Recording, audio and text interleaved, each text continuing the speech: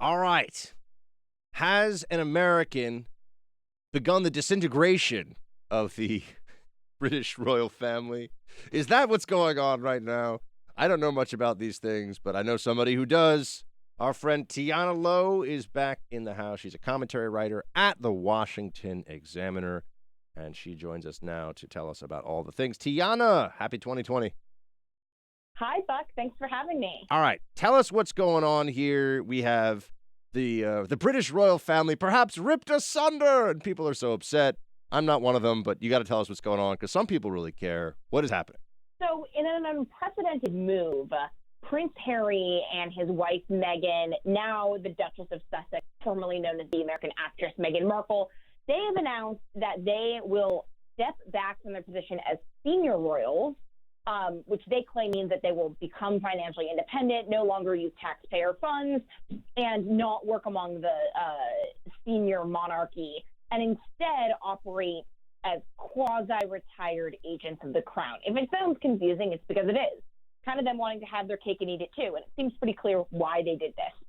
So as members of the monarchy, they must be both apolitical and they are not allowed to personally profit off of their brand. This is why you don't see William and Kate making comments about Trump, not making comments about Obama. When they represent the state, they are representing Britain as a nation, not as a party. Meghan, we already know, is liberal, woke, feminist, anti-Trump. When she was still a private citizen, she would condemn him. We know that Harry really cares about climate change. And more importantly, we also know that Meghan has forayed her beauty and brains into a B-list acting role, into becoming a princess, and now who knows what else. They've trademarked the term Sussex Royal for dozens, if not hundreds, of pieces of merchandise because they understand they can basically become royal influencers. This is exactly what they want to do. And so, obviously, the palace is up in arms about this because you cannot say that, oh, they can still represent the Commonwealth at various events, or they can still represent an apolitical monarchy that's supposed to be a respected and esteemed body while pawning cheap crap on Instagram, which is exactly what they're doing. And so it kind of has everyone a little bit ticked. And it's just this interesting clash of so many cultures, generation to generation, British to American. So it's really been unfolding spectacularly on social media. I mean, I see here on the New York Post website that Prince Charles is a deeply unimpressive fellow, which I guess is true of most of the British monarchy in recent years, threatens to cut off Prince Harry and Meghan. Is there a mechanism in place to take these? I don't know. I feel like they're all spoiled brats. But anyway, is there a mechanism in place to cut off their royal allowance? So, yes. So officially, they're saying that they will renounce their formal allowance, but everyone knows that Charles siphons off money to both Prince William, who will one day be king, and Prince Harry, the spare, so to speak. And so Prince Charles can siphon off that, but the real clout will be what the Queen does with the press. So historically speaking, the press has respected the palace's requests for various media blackouts, ranging from the very valid, such as when Harry was touring in Afghanistan and the press agreed to keep that a secret because it would have put troops in peril, to the inane when they shut down, for instance, early last year in small part because people believe that Meghan was leaking to Hollywood bloggers.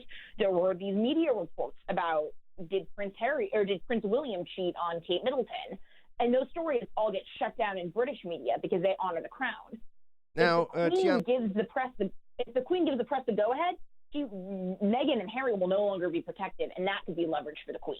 Ah, leverage for the Queen. This is all of a sudden this is sounding so. Sound like we're in an episode of that show, The Crown, which I've seen like 2 episodes of. But anyway, so Tiana, you are a, what do we call people? If you're younger than millennial, you're Gen Z. Is that right? Yeah. So you're Gen Z. Yeah. You're hip. You're with it. You know the things. Why do the young people, pardon me while I put on my old man hat, why do they give a crap about the British royal family in this country? Because like I see on Instagram, on social, people are obsessed with what's going on here. And I sit here and producer Mark I look at him and he doesn't give a you know what either. Because it's sort of this relic of the past. You know, if you look at the collapse of monarchy and ability across the planet, really, I mean, there are still a few places that have maintained their dynasties, but even you have a much weakened monarchy in Japan. Even in the UK, the monarchy has been weakened under the current queen.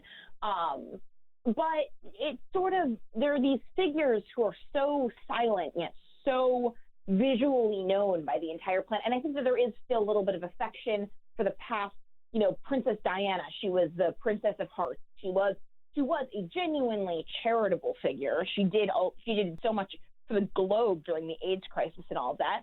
Since then, the monarchy hasn't been much except for, kind of style icons, cute babies, and the same way we care about Kardashian babies, we care about royal babies because they're cute and they have pretty parents. But this instance has been so culturally fueled because in America, a lot of the discourse about Meghan Markle has been about privilege, and because she's Black, she's apparently a victim here, all forgetting that she's also a beautiful and wealthy Hollywood actress who is married to a prince. So it's a little bit different than the normal narrative. How are you? Where do you fall on the scale of like being on Team Markle, or because she seems to be very polarizing with folks. So to her credit, she has leveraged what she's been given expertly. She was a Deal or No Deal suitcase lady who then was a supporting actress on a show that really only had one good season, and she used that to become a socialite, to meet members of, sort of the Canadian and British social scene, who were then able to introduce her to Prince Harry. So on a purely narcissistic level, I respect the hustle. I also think it's wildly tacky, and you do not go into a monarchy to then try and take it down. I mean, I think monarchy is dumb. I think monarchy should be abolished. But if you're going to join that, you don't tear it apart, let alone a family, unless if you're a truly hardened ideologue. I gotta say, it was interesting to see also, that guy Piers Morgan, who in one of CNN's moments of just what the heck are they thinking? That guy had a show at CNN for years, because that's what Americans really want. A pompous British lib jerk who's going to tell us all about how we shouldn't own guns. CNN is insane for many reasons, but he is really anti Meghan Markle, which I do find kind of amusing. Yes, so Piers feels personally slighted by her because they were sort of friends when she and Harry first started dating, and then Meghan did with him, which is what she did with everyone, which was basically dump everyone so that way she could become a member of the elite. So yeah, he has an axe to grind, and honestly, it's a little bit warranted. I do understand. I get why this is sort of an ambiguous, low stakes case if you're American. If you're British, I understand why this is a massive offense. Yeah, and I also, when are we going to convince Americans, Tiana, to stop thinking that people are smart because they have a British accent? Can we do that? Can we start a campaign? It does not mean anything. I don't know why Americans are still so impressed by British accents. You turn on our news channels, and like every fourth person has a British accent. It's like, this is America. Speak American. Hey, Buck, it's good that you're pointing out the UK. Otherwise, I'd be racist, right? I mean, it's amazing to me the way that this just sort of continues on. But anyway, I'm fighting a lonely campaign on that one. By the way, are you going to go see the Bombshell movie, and are you going to give us a review of it? I might. I need to. That came out a while ago, though. I have so many movies I need to see. But yes, I might actually see that. I mean, we already got Jesse Kelly, who's a mutual friend of ours. He's lined up to talk to us about 1917. But we got to get you to come back on a Friday. What's the top of because people are heading out to their weekends. What's the top of the movie or Netflix queue? Oh, okay. So I'm going to use all fictional names right now. I saw last night, Netflix, there is a show where Betty Draper from Mad Men plays Effie from Skins' mom, and they're both ice skaters. That is what I'm going to watch this weekend. That is what I'm super jazzed for. What is that called?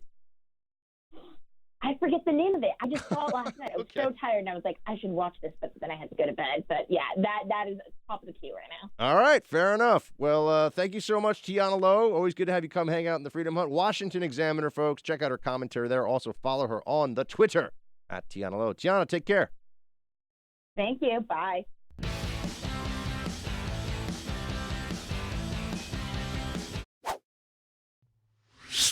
This is part of the dark underbelly of American society. the racism, the bigotry, and the entire conversation that we're having here tonight, if you think any of this wonkiness is going to deal with this dark psychic force of the collectivized hatred that this president is bringing up in this country, then I'm afraid that the Democrats are going to see some very dark days. We need to say it like it is. It's bigger than Flint. It's all over this country. It's particularly people of color. It's particularly people who do not have the money to fight back. And if the Democrats don't start saying it, then why would those people feel that they're there for us? And if those people don't feel it, they won't vote for us, and Donald Trump will win. The dark psychic force taking over this country, taking over America. Marianne Williamson had a viral moment in that debate. Listen to me, girlfriend. You've got to just stand up straight and fight against that dark psychic force. Unfortunately, Marianne Williamson's candidacy is over. Her candidacy is over. She is, as of today, it has just been announced. Breaking news! Marianne Williamson is not going to be next president. Producer Mark, by the way, is going to have to get rid of his Marianne Forever t-shirt now. She was still in the race? Yeah, technically. How? Because she was just in it. She just never officially dropped out? Yeah, never officially dropped out. That's incredible. Trying to sell some books. There are going to be some random names in the next couple of months that are just, I'm dropping out of the race. You were in it? Yeah. Who knew? Yeah. Huh? Yeah. I think Marianne Williamson, man, she was, I did the Bill Maher show and she was a guest on it. And so we got to hang out a little bit backstage. Sure. And she told me that she told me that she like appreciated me and gave me a hug, which I thought was kind of That's very nice. Interesting. Did she get some energy off of you? I mean, maybe she was trying to cure my dark psychic force. You know what I'm saying? Did it do anything? I don't know. I still wake up in the morning pretty blue sometimes, so I'm not sure that it really made it all go away. Okay. But she is, look, she was interesting in that mix. I mean, she had one, and think about how much, I mean, if we really look at this as a business proposition, because that's what this really is, think about how much free, essentially PR she got out of that, right? Sure. I mean, now she really wasn't a household name before. I'm not sure she quite is yet still, but she's a lot closer than she was. A lot more people know who she is. Exactly. A lot more people know who she is, and she's a business lady. So, the lines between running because you actually think you're going to be president and running because you view this as a brand-enhancing experience those lines feel very thin these days. What do you think Tom Steyer's doing? Well, he doesn't need the money. No, but he's yeah, getting his name out there. That's vanity. Yeah. It's a vanity thing, yeah. Of course, yeah. But he's like a baby billionaire. He's only worth like 1 point something billion. I mean, only Bloomberg. I feel so bad. Yeah, for him. exactly. Oh. Bloomberg is worth like, I mean, it's a private company, so if selling it would be. But I mean, he's worth like $40 billion. I want Bloomberg billions. You know what I mean? I want billions where you just give away $1 billion and be like, yeah, I don't even need. Here's $1 billion that I don't even need. Listen, I'll take millions first. Yeah, I'd like to get to the 7-figure range, and then I'd be really excited about. If I even can things. sniff that range in my life, I'd be happy. Yeah, that'd be exciting. I agree with you. So we got some things to look forward to, things to work on.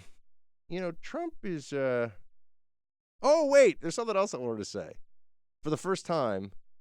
We will have to have the dog conversation. Because I'm really getting the dog itch this year, which means I want to get a dog. Not that I want to itch a dog or itch myself like a dog. That's a different thing. It might be the year I get a dog. But people are giving AOC a hard. Did you see this? They're giving AOC a hard time because she got a dog. She got a French bulldog, adorable little French bulldog. But let me guess, she didn't rescue it. That's right. Yep. PETA is mad at her. She's getting all these leftists that are coming out. And I think she went to a breeder or whatever, but no. She got a fancy Frenchie. My parents have a French bulldog, Tallulah. The dog's adorable. She's gotten a little heavy. I tell my parents that she looks like, how baby seals are white because they want to, match with the ice so that they won't get eaten by polar bears. Sure. My parents' French bulldog, I tell them, looks kind of like a baby seal, like it's like white furry blob that just sort of. They get very mad when I say that, but it's true. She looks like a fat baby seal. But. Frenchies are great dogs, great city dogs. AOC got a Frenchie. This is the first, I really mean this. This is the first decision I've seen her make where I'm like, I can have no problem with this. I cannot. You love Frenchies. I think, I love Frenchies. They're great little dogs, and they're very popular here in New York City. And, she got a Frenchie. So, but I don't know why PETA has to just hate. I'm at the thought that if you have allergies and you need a hypoallergenic dog, you go to a breeder. If you live in the city, you need a smaller dog, fine. Otherwise, you should probably rescue. There's a lot of dogs that need homes. People get really, really huffy about the whole rescue thing too. And I just say, look, if I could rescue a puppy, I think I would do that. And I think people who rescue dogs, it's great, and you want to give them a nice home and everything else. But there's a little bit of if you rescue a dog that's like 2, 3, 4 years old, or even a lot older, sometimes people rescue these dogs that are essentially canine senior citizens. It's kind of like you're taking on the problems that somebody else may have left that dog with, right? So you mean it can be a handful. It can be. I have a friend who has a pit mix that was 5 years old, discarded after having puppies, but she's a great dog. Yeah. Gosh. Well, now you get in the discussion about people that are pro pit and then she's not like purebred pit, but like close. Yeah. But people. Man, the people who like pit bulls love them. Yeah. And if you ever say anything about how they're dangerous, they completely lose their minds. So I don't know if you've ever seen that. This dog is the friendliest dog I've ever met. And people say that. Unless you put another dog near. I've seen that too. Yes. Some dogs just hate other dogs and other creatures. Yeah. But love humans. It's weird. Yeah, I don't know how that works. And that's all breeds too. I had a mutt. So anyway, I'm with AOC on the French Bulldog. I cannot get mad at her for that, even though PETA's mad at her, and it would be an opportunity for some people to try to find some means to criticize her for something that's not particularly important. But anyway, it's dogs. It's Friday. I felt like, why not? By the way, the Dow's at 29,000. The economy's crushing it. And are we going to get a China trade deal this year? Trump spoke about that. I just want to touch on this for a second. Play clip 11, please.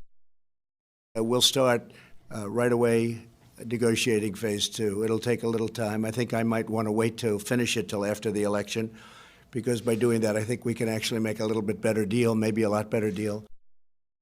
Trump understands the very basic truth of this negotiation that is ongoing with China, which is that the Chinese, from their perspective, why get any really big deal going? I mean, why take any real moves here when you could have a Democrat? This is what I've been saying all along. I'm not saying I'm always right, but I'm not saying I'm not.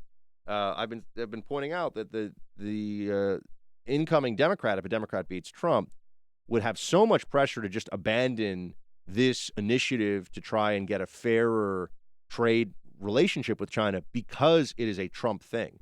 Just because Trump is involved, that is enough for Democrats to want to have a Democrat president come into office and say no more of whatever Trump was doing. So it looks like things with China now are heading in a more positive direction, but I also believe it's likely to freeze for a while here while they see how this election plays out. And look, I don't want to be overconfident about anything because we have so much time between now and when votes are actually cast, and we know the degree of desperation that's out there for Democrats. I'm not skipping over this, by the way, that there's the job growth was a little less than was anticipated. I forget what the numbers were. Oh yeah, 145,000 Labor Department said non-farm payrolls.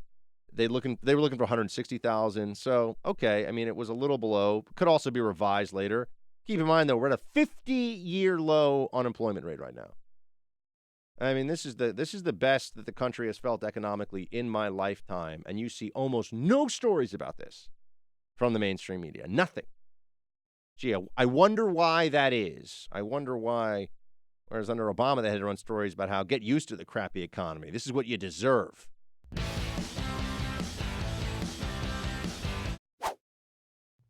It's time for roll call. It is time for the roll call, everybody, before you go off into your weekend and all the amazing things happen.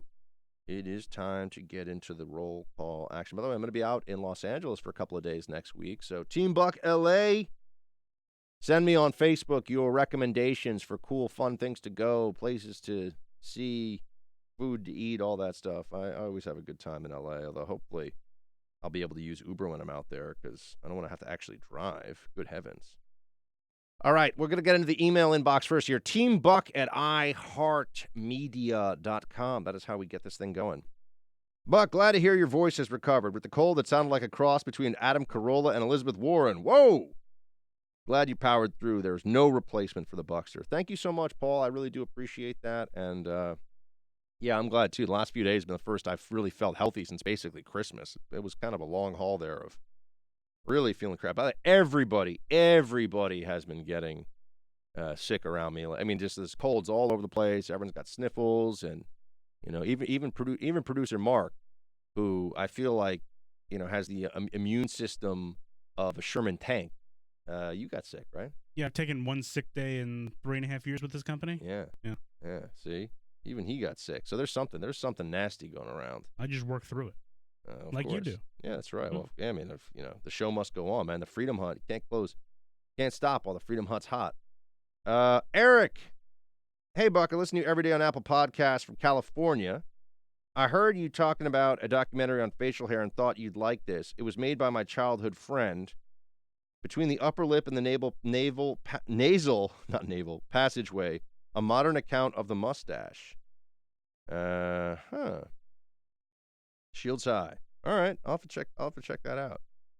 But yes, facial hair is very much a fashion, just like other things are too. And facial hair is definitely having a moment right now, particularly beards. Although Trudeau has got like a what do you call it? Like a goatee. Is there a difference when you have the mustache connected to the goatee versus just isn't a goatee really just the thing on the chin? Or if you could do the mustache into, you know what I'm saying? It's a mustache going towards the bottom, but then you have nothing on the side. Right. So what is it when it's just fur down on the bottom of the chin, but nothing on the, how do you differentiate? I think that's just a soul patch, maybe? Is that no, what that's just when you have the right here. Yeah, I'm not sure. Right on the maybe bottom. Half a goatee, we'll call it. It's like kind of like a half goat. Yeah. Not the full goat. Anyway. Why would you do that? Just shave. I mean, dude, some people, I might go full mutton chops. Maybe that's going to become like my thing. But like, I got people who are watching us on Pluto. People who are watching on Pluto TV channel 248 the first. They'll see that I got shorn today, man, for the first time in a few weeks, and whew, man, it was like what?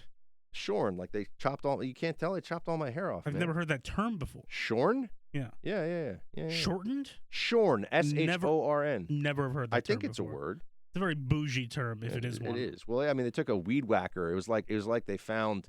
Remember the movie Harry and the Hendersons where they had Sasquatch? It's like they shaved. No. Like they shaved Sasquatch right there on the barbershop floor. It was crazy. So I'm glad I finally got, I'm more aerodynamic now. Do I even want to know what that cost you? $60. Oh, my God. Do you think that's a lot? Yes. You know how much my haircut is? How much? Free. My wife does it for me. $60 for a haircut in New York. And I'm telling you, people probably across the country are like, that's it. I know. In most places, I think a barbershop haircut. And this is New York City. I mean, a studio apartment here, folks. A studio apartment, 500 square feet in a sort of run-of-the-mill neighborhood in Manhattan. $3,000. Ugh. $3,000. That hurts me just to it's think crazy. about. Yeah, that's for a studio. So yeah, $60 for a haircut is pretty. I mean, maybe more like $40 or $50, I guess, would be standard. But I go to a fancy guy. But obviously, I got to trust you can't just give the swoop to anybody. Of course, somebody who's. I want somebody with a PhD in swoops. I don't want somebody who's like. Do they give out the PhDs apprentice. in swoops? Well, they should. And there's what was the you said your wife does it? Yes. She shaves her head. Well, I only get a buzz cut. What am I going to pay some guy $20 to do that for? Yeah, that's probably true. I bet the average haircut. We could probably Google it. I bet the average haircut for a man. By the way, do you know how much women spend on their hair in this city? Oh my God, too much. I've as a man who's been on his fair share of dates, and living the single life here in New York City, women. I know this is a true story. I know a woman who will fly back home. She lives in New York City, has for like 15 years.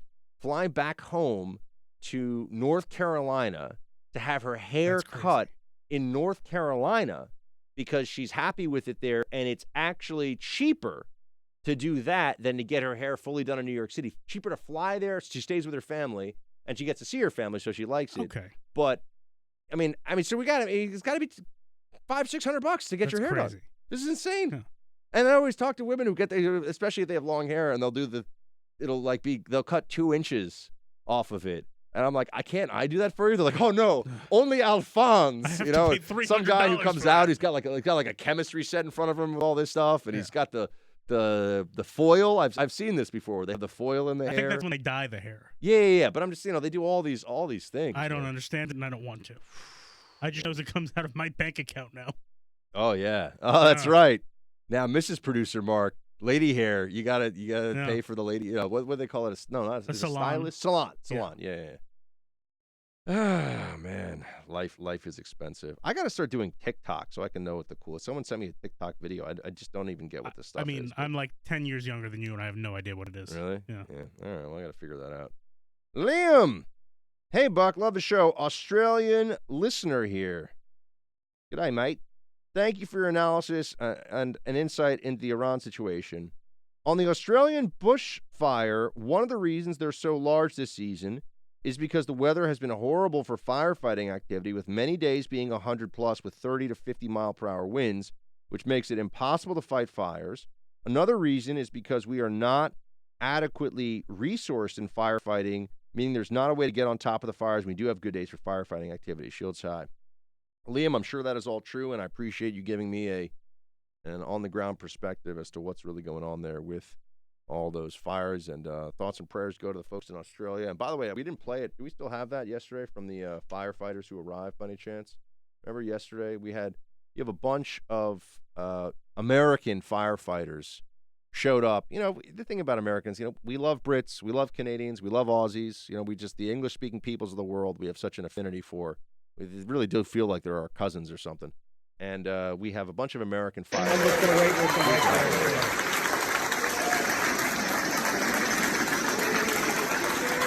Spontaneous applause erupting from the airport. I think it was in Sydney. It might have been in Melbourne. I don't know, one of those cities. Americans arriving to just help out with the fires, help out and fight. So firefighters getting some love from the Australians. Everybody likes firefighters. Yeah, man, that's a thing that's going on. I was in the middle of roll. I was like, what were we talking about? Roll call, of course. Tim, regarding your comments about more on Australia stuff. Hello, Buckster. Regarding your comments about the terrible bushfire, I keep getting it wrong. Bushfires in Australia. I think this article from 2008 may be of interest. He sent me an article. Shields high. All right, thank you. I'll check out the article. Zvi! Regarding the attack in Iraq, hey, Buck, it looks like POTUS got the message from our hometown of NYC. Zvi! Thank you so much for writing in. Here we go. Let's see what we got here. David! Buck, I've listened to the Buck Sexton show on Talk 1200 AM in Boston every night for several years now while walking around the lake in the middle of my town while wearing earbuds. I must get my fix of the Freedom Hut every weekday in order to make my day complete. The info and explanations you provide are priceless. Thank you so much, man. That really means a lot, David. Just before Christmas, you have been talking about the Buck Sexton podcast quite a bit. I've heard of podcasts, but I had no experience downloading them or listening to them. I didn't even really understand how they were, what they are. During the Christmas holiday, I signed up for the Buck Sexton podcast, and wow, vive la différence. Listening to your show on the radio is great. Listening on the podcast is amazing. Listening on the radio, there are 5 to 7 minute gaps while your local news and several commercials are played. That's not the case with the podcast. There are only 30-second ads, but for all intents and purposes, the podcast provides nonstop Buck. I would recommend anyone now out there to try the podcast if they have not already. Try it on the iHeart app. Took about 10 seconds to set it up, and it just works. Cannot recommend the Buck Sexton show on the iHeart app highly enough. Just do it. The best gift I received on Christmas 2019 is the Buck Sexton podcast. Thank you for everyone involved. David. Well, David, that's a really nice email. Even producer Mark is smiling right now. Okay, even producer Mark is happy. So, Merry Christmas from both of us. Happy Hanukkah as well from producer Mark and from me. So, thank you so much for your kind words about the podcast. Yes, and it is, even for those of you who are used to listening on radio and like listening on radio, the advantage of the podcast is you can listen on demand. So even if you miss listening, we still love you listening on our wonderful affiliates on your local stations. But if you miss that and would like to take the opportunity to listen at a later time on your own time, that's the way to do it. Now let's see here. Adam, producer Mark, I think you should toss a coin to your Witcher soundbite when Buck hates something. Shields high. That's a reference to me hating on the show The Witcher so much, which some members of Team Buck like, so I've been getting a little heat for that. It's got to be mean sound bites that I understand, though. Yeah, if you don't get it, it doesn't really have quite the same ring to it. Nate, hey Buck, I got to put Andrew Jackson on the list of the best strategic military generals. The defense of New Orleans saved the country, and when he took out the Red Stick Indians. I don't know who that is. Epic general and a fearless man. Shields high, bro. All right, Nate. Thank you so much, man. I appreciate that. It'll be interesting to see a list. I'm sure if you did like a internet search, there's a list of the greatest generals, but a lot of stuff on the internet it's especially when it comes to these lists. You know, you see these lists of the greatest movies of all time, and everyone's always putting Citizen Kane in there. No one likes Citizen Kane. Movie's boring. I couldn't even get through like 10 minutes. No one likes it. They've just been told to like it. I'm sorry, I do not buy into the big film propaganda.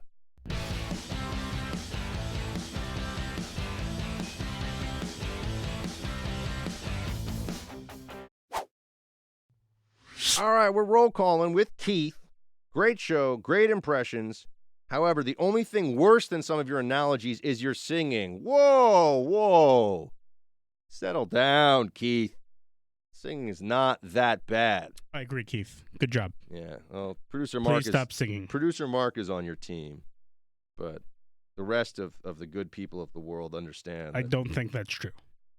Well, maybe we'll take a poll. You know, you better watch out, man. You bet against me, you owe me a steak. Look at Jesse Kelly, and it's gonna be like a fancy steak. It's gonna be like a tomahawk. You know, the ribeye with the bone in. Sure. That's the way. Is that your? What is your go-to? Have we ever I had like this a good conversation? ribeye. Are you a ribeye guy? Yeah, I'm a ribeye guy. I mean, I'm always happy with a filet mignon, but filet mignon, as delicious as it is, feels kind of wimpy to me. You know, it doesn't. It's look always like, very small. Yeah, that's the problem. Yeah, exactly. Would Fred Flintstone order a filet mignon? No. Would Mr. Peanut with his top hat and his monocle? Yes, of course. You put any steak on a grill, it's much better. Well, that's always true. Yeah. Yeah, I don't know. I guess it's just the carbonization or something, or the carbonizing. It just puts a nice char on it. That's I'm going for that. The charring on it. Yeah, it's very nice. The good sear. Hey, Buck, I find it hard to believe Iran was trying to actually cause harm to any of our American or Iraqi soldiers. They fired 15 missiles at stationary targets and hit sand, but they accidentally shot down a moving airliner at 8,000 feet. They know a firm line has been drawn and they dare not cross it shields high. If you have to watch a rom-com, check out Crazy Stupid Love. The backyard scene is hilarious. Well, thank you, Pablo. I have seen Crazy Stupid Love. I think Steve Carell is a very, very talented guy, and even though he's very famous from The Office, I think he's pretty underrated as an actor. You guys haven't seen Foxcatcher? It's depressing, but it's a really good movie and let me scratch that. It's a well-done movie. I'm not sure it's that much fun to watch, but Steve Carell's performance in it is incredible. He's an amazing dramatic actor when he wants to be. Mike writes, "Wow, Buck, your Michael Caine voice imitation is hilarious. I think you should definitely use it more. Keep the laughs coming. Shields high." Well, Michael, thank you so much for liking my Michael Caine impression. Well, Governor, some man just wants to see the world burn. You know, you've got to like talk. It's actually, you really got to get in the zone because it's a very different British accent than the other. All right, then. Michael Caine talks like this. Producer Mark's going to run his face into the wall if I don't stop talking like this. Doesn't like it. Wow. It's like that. I know how to make you stop. Damn. Okay. All right. I give. Man, I gotta yell uncle. He knows. Whistling is my kryptonite, man. People whistle on the street and sometimes I shoot them a look like they've insulted my family. And then I have to sort of like catch myself and be like, no, they're not actually a bad person. They just don't understand that whistling burrows itself into my cerebral cortex and like creates a hole of darkness and rage. I hate it. I had a teacher in high school who was like me. And I do think there's actually there's like a condition that people have where whistling like particularly agitates them. Sure. Known as being a crazy person. But no, really, I think it's an actual medical thing. I apologize to other people that aren't you. Right. And he would go around, and if you whistled anywhere in the school, he would give you detention on the spot. He just was like, he was crazy about it. I remember this because I saw him do it, and I was like, yes, I have chosen the form of the destructor. That was easily your favorite teacher. Oh, I mean, he was a jerk, but he was great about this. Yeah, for sure. All right, my Michael Caine impression is hilarious. You know what I want to work? I want to work on my Mark Stein. Mark Stein. I like Mark Stein a lot. He's got it's kind of Canadian, kind of British. You know, his accent, this is unique accents that you got to kind of lean into a little bit to be able to get. Nathaniel, Buck, shields high. I have a burning question. Can we now say that Barack Obama, John Kerry have the blood of 100+ Ukrainians on their hands for funding a terrorist regime that is inept with its weaponry? Well, Nathaniel, I see your point, but unlike the left, we will not make arguments that we know are not accurate or that are not fair-minded because we're better than they are. And that's going to be it, man. We're going to get rolling here into our weekends. Please do spread the word. Pass the buck. Tell people about the Buck Sexton Show. If you didn't give me a birthday present and a Christmas present yet, you can still make up for it by getting a person or 2 or 10 to download the podcast. Just to go on iTunes, Apple Podcasts, type in Buck Sexton. Have a fantastic weekend. I'll talk to you Monday. Shields high.